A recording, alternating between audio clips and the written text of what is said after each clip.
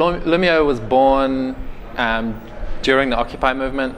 So Occupy Wall Street in 2011 arrived in New Zealand in October.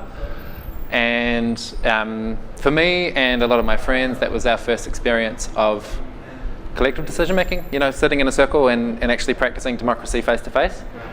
And that experience was like mind blowing, and heart expanding, and it totally shifted my identity and transformed the course of my life and all that. But it was also really frustrating, really frustrating to try and do direct democracy face to face, always in person. So my friends and I sort of thought, well, surely we can have the promise of this democracy thing, but not have to always be in meetings. So that was where the idea came from, was to practice that kind of collaborative decision making, but to do it online so it was more accessible to people more of the time. We started building this software thinking this will be good for Occupy and maybe for other activists.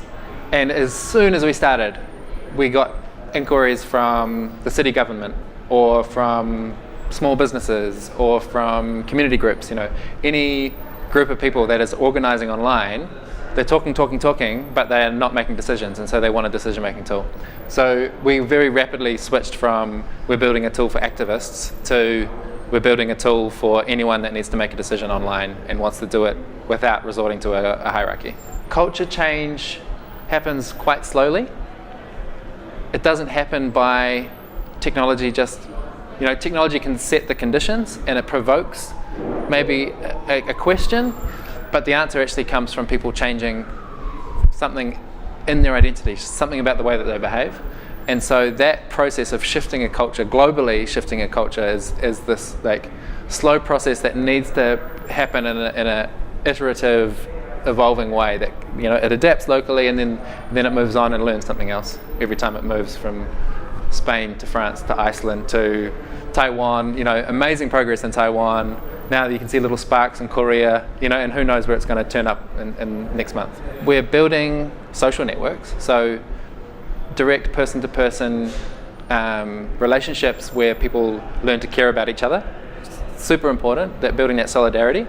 And we are like an ecosystem, like the way that evolution works is there are a million different experiments happening all at the same time.